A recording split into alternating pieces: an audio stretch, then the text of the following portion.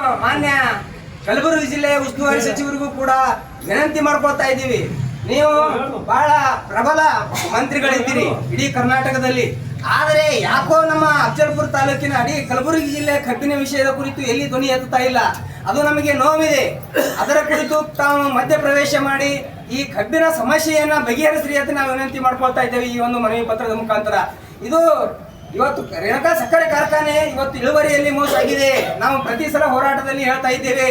ಏನು ಮೋಸ ಆಗಿದೆ ಅಂತ ಕೇಳಿದ್ರೆ, ಏನು ಕೇಂದ್ರ ಸರ್ಕಾರ ಏನು ಎಥೆನಾಲ್ ಉತ್ಪಾದನೆ ಮಾಡೋದಕ್ಕೆ ಪ್ರಾರಂಭ ಮಾಡಿದಾಗ ಸಕ್ಕರೆಯನ್ನು ತೆಗೆಯದೇ ನೇರವಾಗಿ ಎಥೆನಾಲ್ ತೆಗೆಯುವುದಕ್ಕೆ ಅವಕಾಶ ಕೊಡ್ತು, ಕಾನೂನಿನಲ್ಲಿ ಅವಕಾಶ ಕೊಡ್ತು.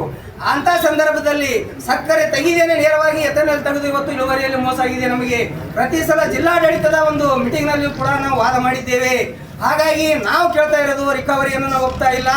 ಏನು KPR ಸಕ್ಕರೆ ಕಾರ್ಖಾನೆಯಲ್ಲಿ ಬಂದಿದೆಯಲ್ಲ 10.14 ರಿಕವರಿ, ಆ ರಿಕವರಿ ಆಧಾರದ ಮೇಲೆ ನಮಗೆ ಕಬ್ಬಿಗೆ 3,160 ರೂಪಾಯಿ ನೀವು ಘೋಷಿಸಿದ ಬೆಲೆಯನ್ನು ಕೊಡಿ ಅಂತ ನಾವು ಕೇಳ್ತಾ ಇದ್ದೇವೆ.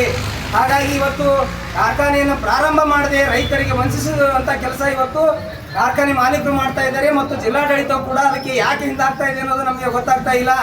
ಇನ್ನೊಂದು ಮಾತು ಏನಂತ ಕೇಳಿದ್ರೆ, ಎಲ್ಲ ರೈತ ಮುಖಂಡರು ತಾವು ಇಲ್ಲಿ ಸೇರಿದ್ದೀರಿ. ಏನು ಕಾರ್ಖಾನೆ ಮಾಲೀಕರು ಒಂದು ಭಯವನ್ನು ಹುಡಿಸ್ತಾ ಇದ್ದಾರೆ. ಎಲ್ಲ ರೈತರಿಗೆ ನಾನು ವಿನಂತಿ ಮಾಡ್ಕೊಳ್ತಾ ಇದ್ದೀನಿ, ಏನು ಭಯ ಹುಡಿಸ್ತಾ ಇದ್ದಾರೆ ಅಂತ ಕೇಳಿದ್ರೆ, ನಮ್ಗೆ ಅಷ್ಟು ಕೊಡೋದಾಗಲ್ಲ.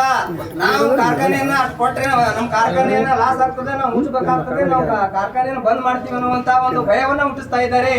ನಿಮಗೆ ಎಲ್ಲಾ ರೈತ ಮುಖಂಡರಿಗೆ ಒಂದು ಮನವಿ ಮಾಡ್ತೀನಿ,